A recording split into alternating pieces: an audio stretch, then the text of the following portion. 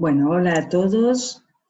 Esta es la primer clase virtual de Contabilidad 2 y lo que quería contarles es la modalidad que ha decidido el titular de la cátedra es que estén todas las clases, aún las que ya se hayan alcanzado a dar de modo presencial, subidas en plataforma a la U24, subidas en esta modalidad. Como para que ustedes puedan repasar todos los contenidos, aún los que ya, como les decía, estuvieron dados de modo presencial. Mi nombre es María Laura Catani y conmigo van a ver hoy la primera unidad, el primer capítulo del programa que tiene que ver con modelos contables. Para el desarrollo de la clase lo que vamos a hacer es colocar una serie de diapositivas y yo voy a tratar de ir explicándoselas a medida que vayamos avanzando en los temas. Bueno, voy a buscar el archivo que les comentaba. Y vamos entonces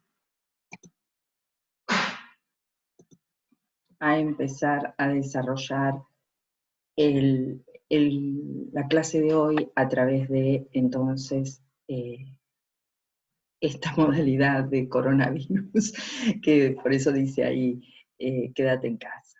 Muy bien, empecemos entonces el desarrollo de la clase de modelos contables. ¿Qué sería un modelo contable? Un modelo contable es una manera de mostrar la estructura patrimonial, de resultados y la situación financiera de la empresa. Una manera, o sea que los modelos pueden ser diferentes, distintos tipos de modelos, que se definen por 3 parámetros, dice ahí la diapositiva, que serían la unidad de medida, el concepto de capital a mantener y los criterios de evaluación. Esos 3 parámetros definen los distintos tipos de modelos.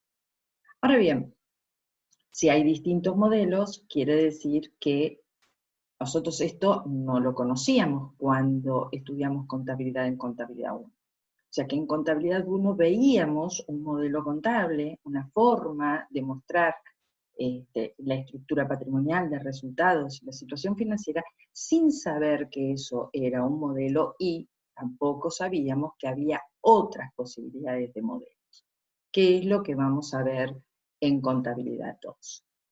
3 parámetros entonces, el primero, la unidad de medida. ¿Qué es la unidad de medida?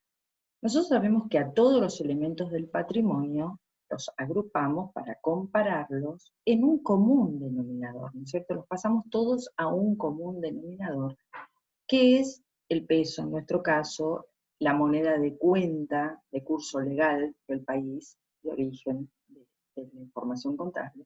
Entonces, todos los elementos, todas las partidas del patrimonio las vamos a mostrar en una unidad de medida común, que como decíamos recién, en nuestro caso es el peso. Ahora muy bien, esa unidad de medida puede tener 2 opciones.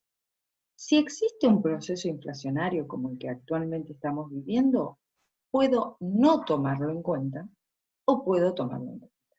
Si tomo en cuenta, si no tomo en cuenta, porque así está ordenado en la diapositiva, si no tomo en cuenta el proceso inflacionario y actúo como si no hubiese inflación, obviamente genera distorsiones en la información contable eso, pero ¿eso qué quiere decir que no tomo en cuenta?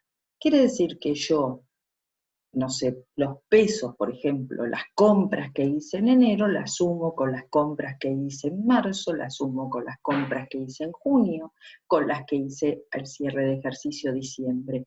Todas las sumo como si tuvieran todas el mismo poder adquisitivo, como si tuviesen todas el mismo valor. Sumo entonces pesos que son heterogéneos, porque son pesos de distintos momentos, y si hay un proceso inflacionario, quiere decir que el poder adquisitivo de esos distintos momentos va a ser diferente. Con lo cual, si sumamos pesos de poder adquisitivo diferente, lo que tenemos es una moneda heterogénea. Después vamos a ver cuáles son las distorsiones que eso provoca en la información contable. Y la otra opción que tengo es sí tomar en cuenta la inflación, entonces realizar todo un ajuste, corregir los valores totalmente de todo el patrimonio. Y para hacer eso, entonces voy a pasar a una moneda homogénea. ¿Y qué quiere decir tener una moneda homogénea?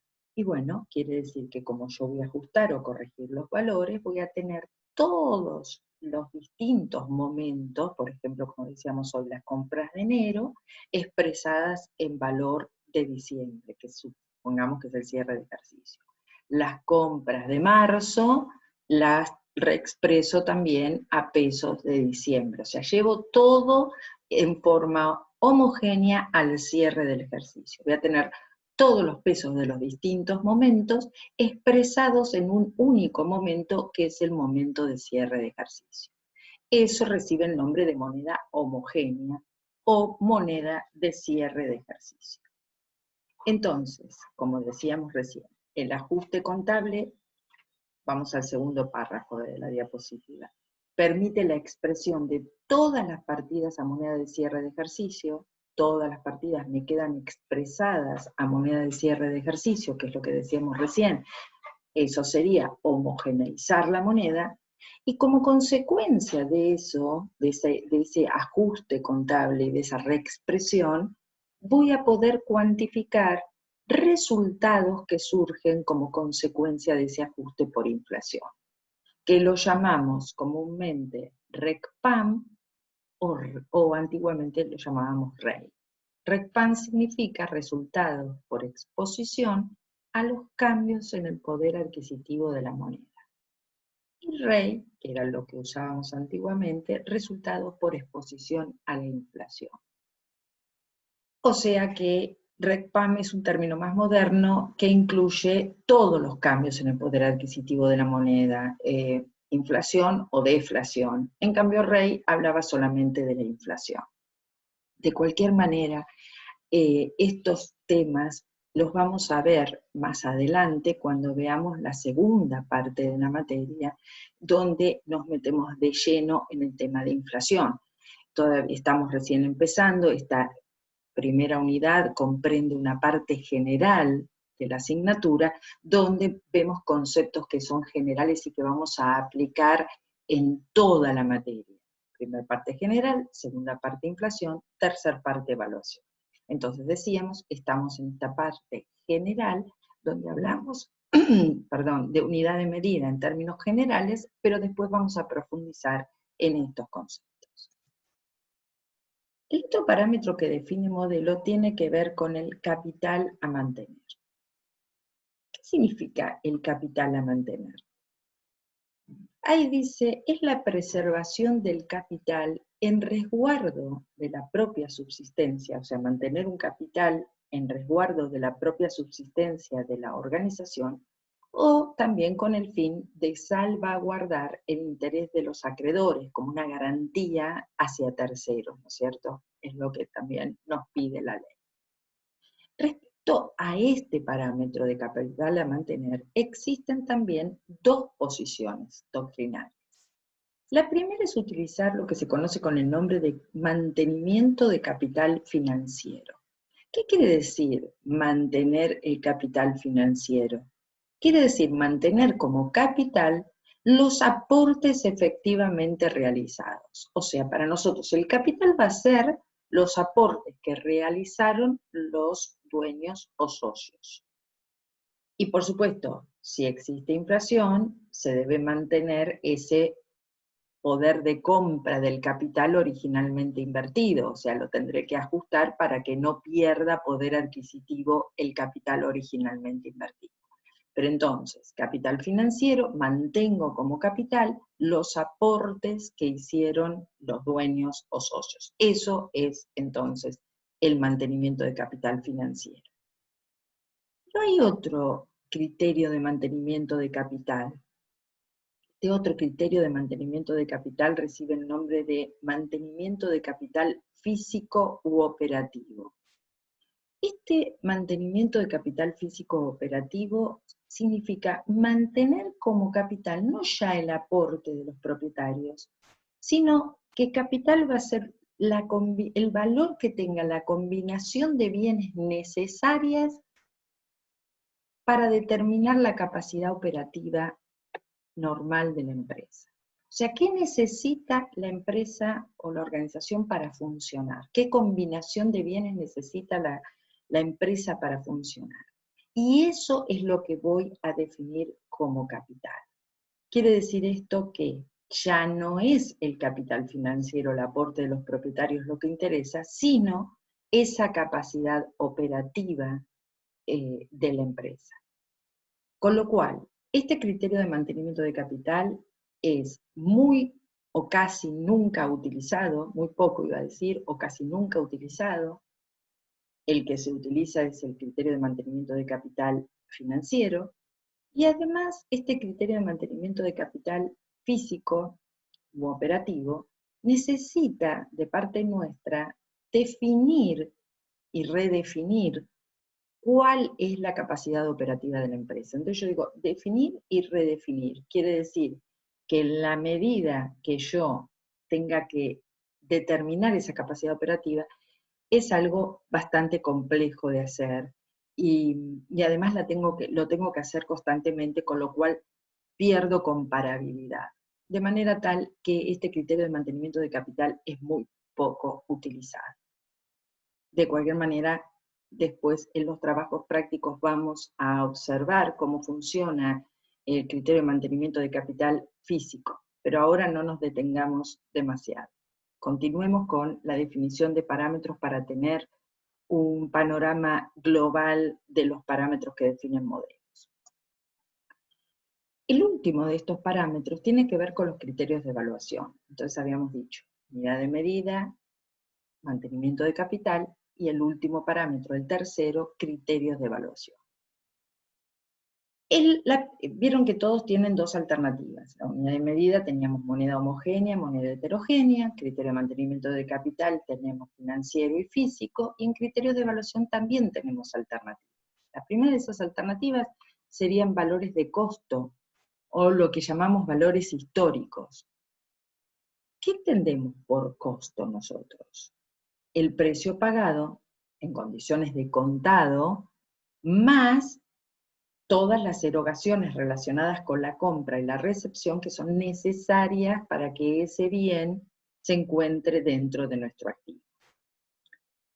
Ahora bien, nosotros decíamos ya en contabilidad 1 que si al cierre el valor recuperable de ese bien, o sea, su valor de mercado, es menor que el valor de costo, reducimos ese valor y se reconoce un resultado negativo por desvalorización.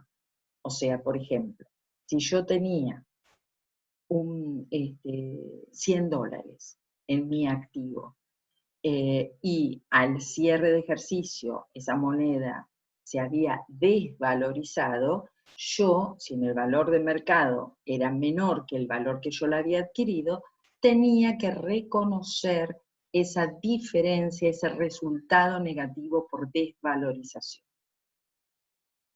Y además decimos que ese valor de costo, el precio pagado por el bien, si hay inflación, lo voy a tener que reexpresar para homogeneizar la unidad de medida, como decíamos antes, ¿no es cierto? Tendré que utilizar un coeficiente, ya vamos a ver cómo hacemos esa reexpresión, pero si hay inflación, ese valor de costo histórico lo tendré que reexpresar, lo tendré que ajustar, pero ese es un tema de unidad de medida.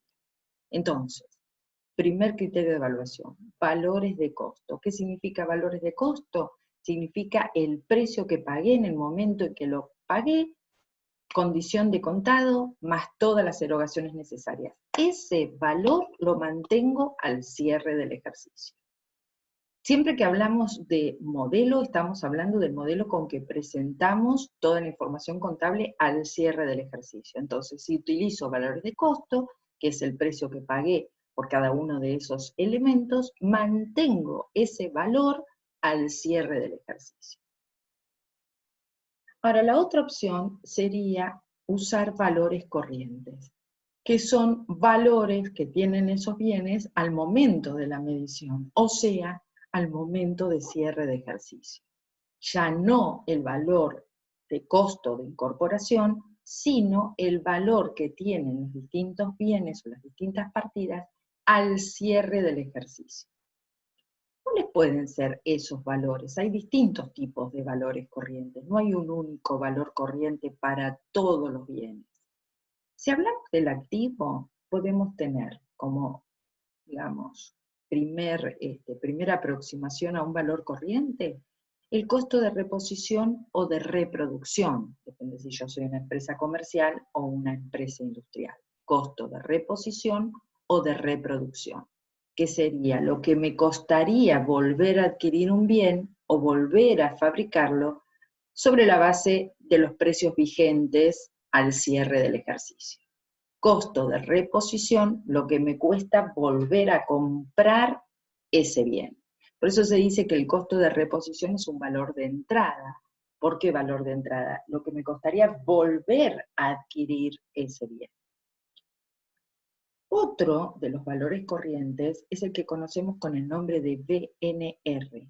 VNR o valor neto de realización. VNR son las siglas de valor neto de realización.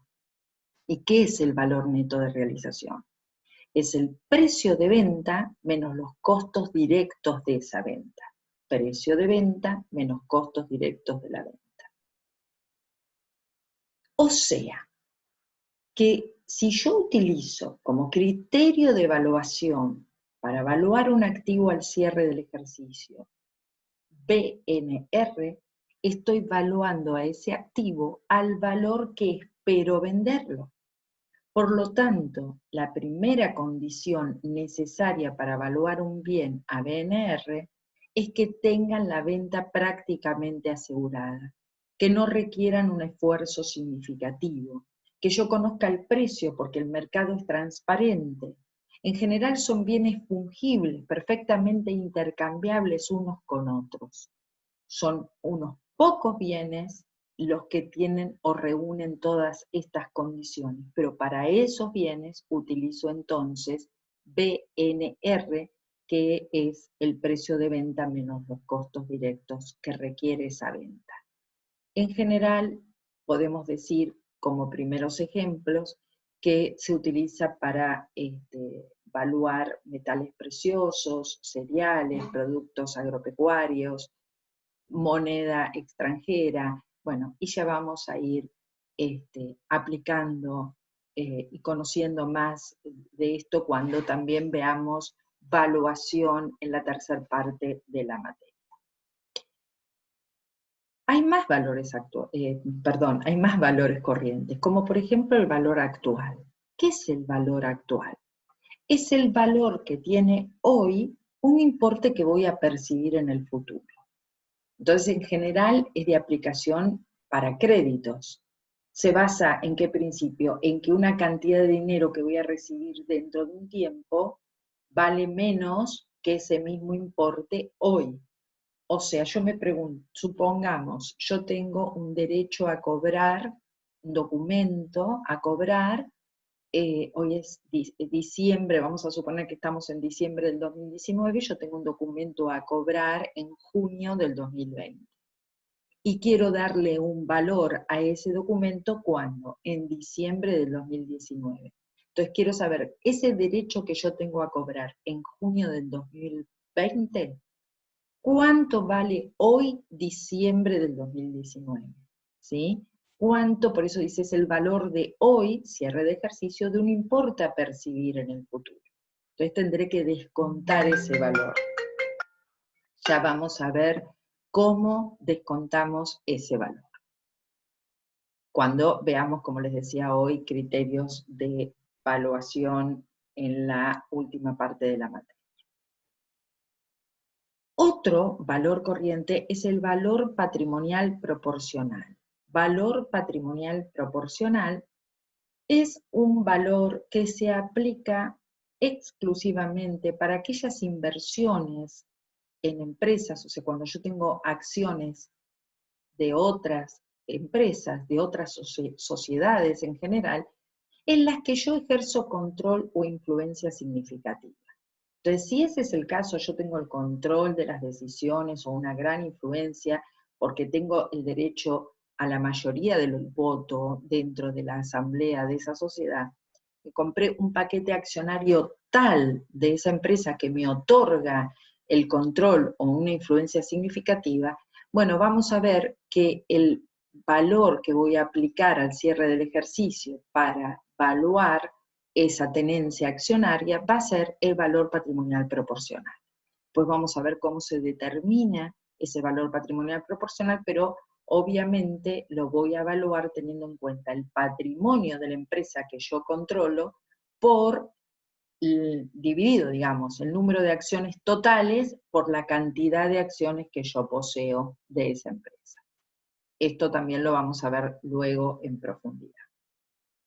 Y para pasivos también hay valores corrientes para evaluar los pasivos. En general es el costo de cancelación, o sea, la suma de todos los costos que necesito para librarme de la obligación. Todo lo que yo tengo que disponer, todos los valores que tengo que disponer para poder cancelar ese pasivo. Ese sería el costo de cancelación. Y también, como decíamos antes, para, por ejemplo, muchas de las deudas que son importes que yo tendré que pagar en el futuro, lo que voy a usar como valor corriente es el valor actual, que es el valor de un importe de hoy, de un importe que yo tendré que pagar en el futuro. Y también parte del supuesto lógico de que una cantidad de dinero a entregar dentro de un tiempo vale menos que el mismo dinero disponible hoy. También lo voy a hacer a través de una fórmula de descuento matemática. Lo vamos a ver también más adelante en profundidad. Entonces, me gustaría ver, porque es un punto del programa, cómo intervienen, digamos, los modelos contables a través de la evolución de la contabilidad, cómo varían los modelos contables a través de la evolución de la contabilidad. Entonces, podemos hablar de una contabilidad tradicional, una contabilidad más precaria, una contabilidad más antigua, que es similar a la que ustedes conocen de contabilidad 1, es la que hablábamos en contabilidad 1, porque en contabilidad 1 no profundizábamos sobre todos estos temas. Entonces, ¿cómo era eso? ¿Qué unidad de medida tenía? ¿Hablábamos de inflación? No, no la teníamos en cuenta. Por lo tanto, entonces, la unidad de medida de esa contabilidad tradicional es heterogénea. ¿Cuál era el criterio de evaluación?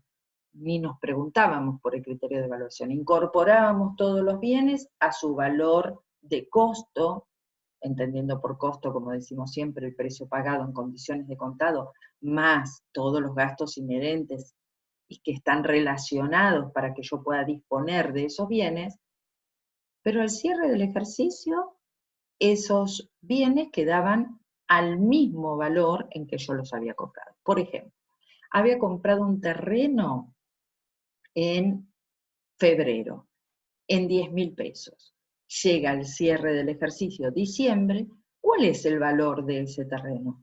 Los mismos 10.000 pesos, ¿sí? Ese es un criterio de evaluación, entonces, histórico, como el que empleábamos en contabilidad 1, que era la contabilidad tradicional. ¿Y el capital a mantener? El capital para nosotros era el aporte de los propietarios, así que el capital a mantener era el capital a mantener financiero. Ahí hablábamos de un valor límite. Algunos lo vieron en contabilidad 1 y otros no, pero la contabilidad tradicional habla de un valor límite. ¿Qué quiere decir? No puedo tener valuado ningún bien por encima de su valor de mercado al cierre del ejercicio. Ese es el límite. Decíamos antes, costo o mercado el menor. No me puedo pasar del valor de mercado. O sea, que si yo tengo un bien y al cierre del ejercicio ese bien vale menos que lo que yo lo había comprado en su momento, tendré que reconocer un resultado negativo por esa desvalorización. Ese reconocimiento de resultado nosotros lo llamamos resultado por tenencia. Por tener ese bien que se desvalorizó, tengo un resultado negativo. Entonces, en contabilidad tradicional, ¿hay resultados negativos? Sí, solo un R por T negativo. Hice mal la pregunta. En una contabilidad tradicional, ¿puede haber resultados por tenencia? La respuesta es sí, pero solo negativos como consecuencia de la aplicación del valor límite, criterio de prudencia, costo o mercado el menor. Ahí en la diapositiva dice reconocimiento del ingreso, criterio de lo devengado, y solo proceden de ventas.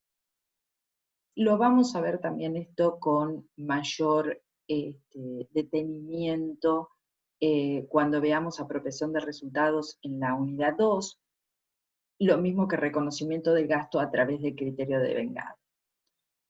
No voy a profundizar sobre esto, pero ¿qué quiero decir acá en contabilidad tradicional? ¿Cuáles son las características? Quiero hablar del reconocimiento de los resultados en los distintos tipos de modelos.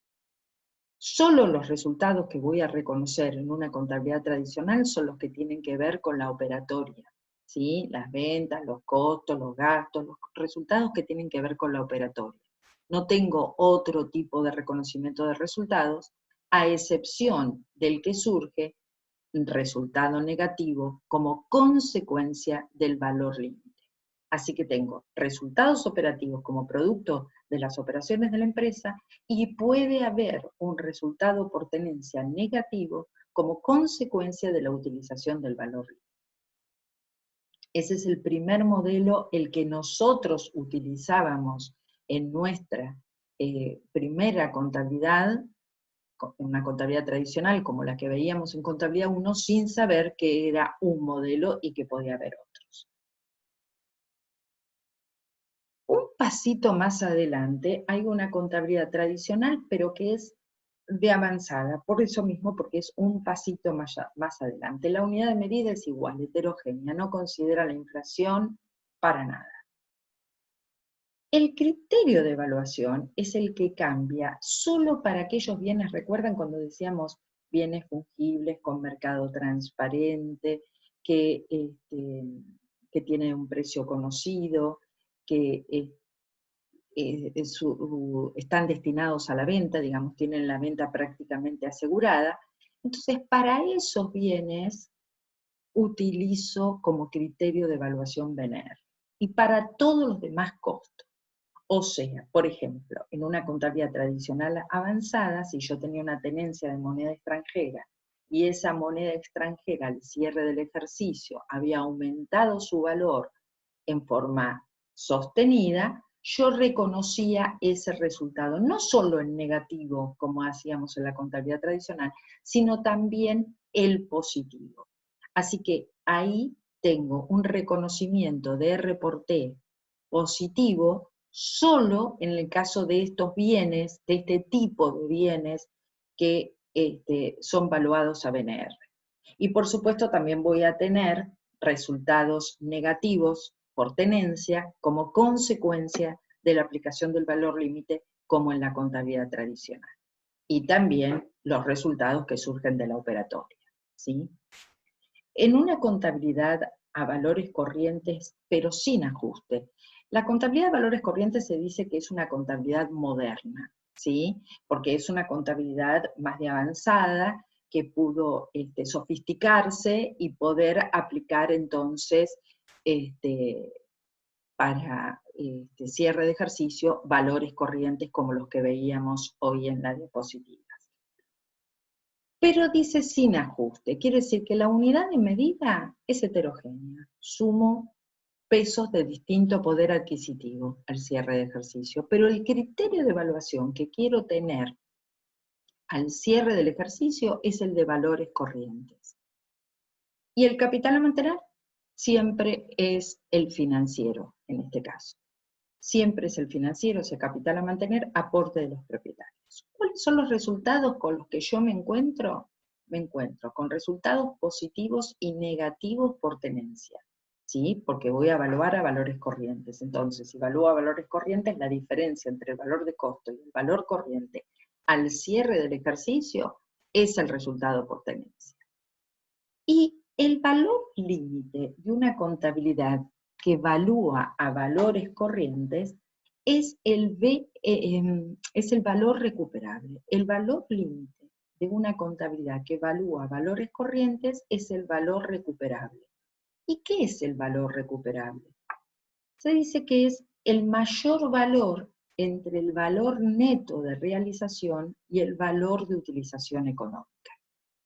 El mayor entre el valor neto de realización y el valor de utilización económica. ¿Qué es el valor de utilización económica?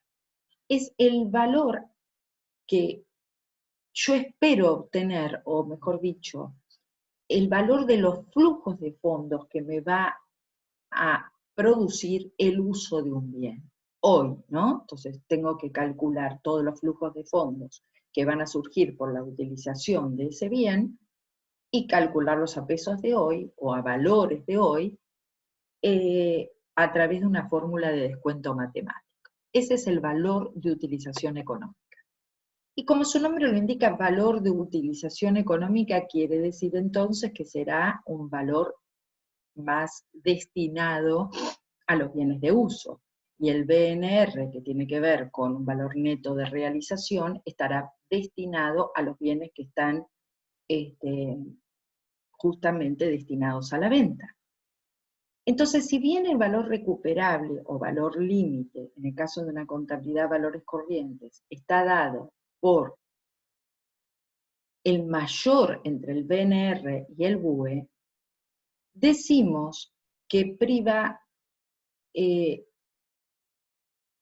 qué se va a destinar el bien para ver cuál es el valor que tomo como valor límite.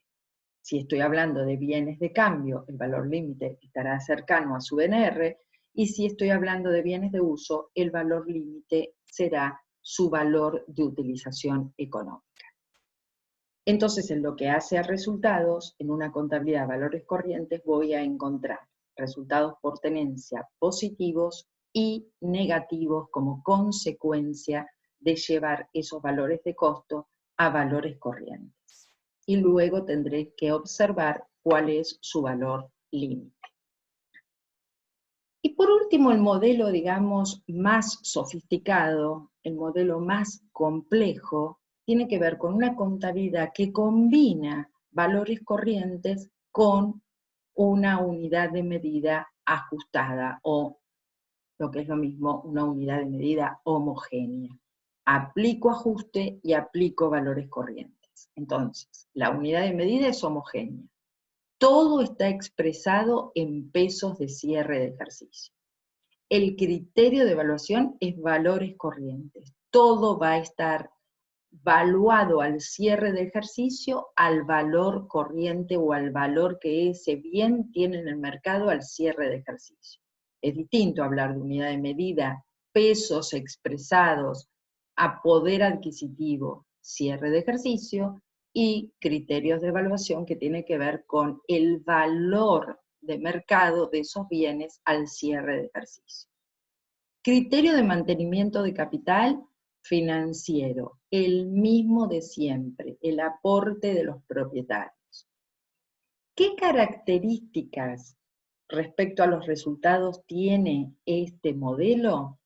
Bueno, como tiene valores corrientes, va a tener como consecuencia justamente de evaluar a valores corrientes, resultados por tenencia positivos y negativos. La diferencia entre el valor de costo y el valor corriente, que puede ser positivo o negativo.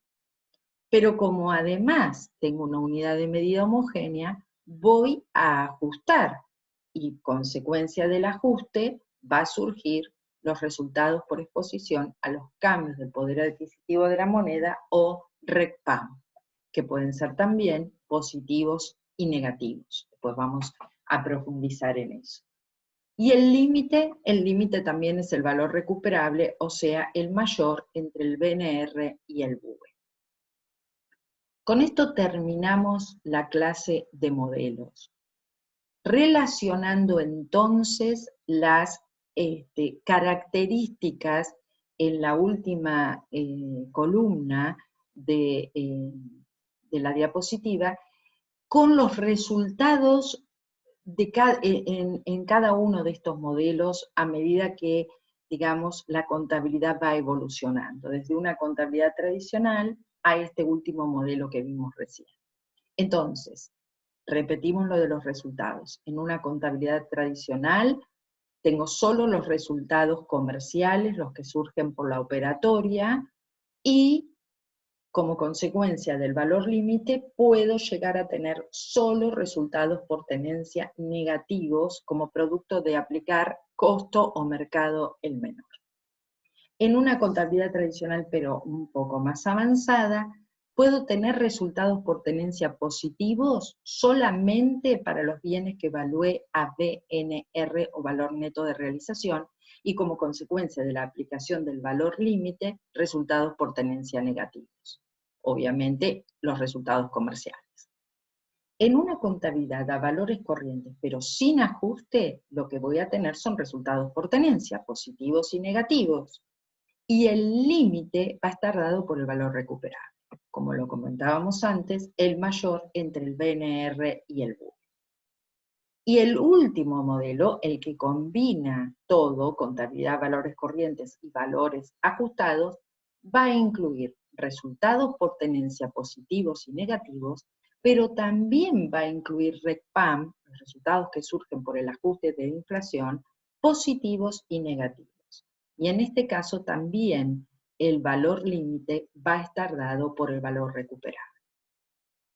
Sugiero que repasen esta clase. Está contenida prácticamente todo el desarrollo del capítulo 1, de la unidad 1, también que lean este tema de la bibliografía que está sugerida en el programa de la asignatura, y recuerden que estos temas de esta parte general los vamos a ver con mayor profundidad a medida que vayamos avanzando en el desarrollo de la materia, específicamente unidad de medida en la segunda parte y criterios de evaluación en la tercera parte de la materia. Bueno, espero que les sea muy útil. Todos los profesores de Contabilidad 2 vamos a tratar de estar cerca de ustedes. Vamos a hacer todo nuestro esfuerzo, todo el esfuerzo y toda la colaboración de la cátedra, desde el titular hasta el último de los ayudantes. Todos estamos tratando de ayornarnos y familiarizarnos con estas plataformas para poder llegar a ustedes. Sugiero entonces y les pido que ustedes también pongan esta misma colaboración y estén permanentemente en contacto con nosotros a través de la U24. Les dejo un saludo y seguramente me verán en próximas clases.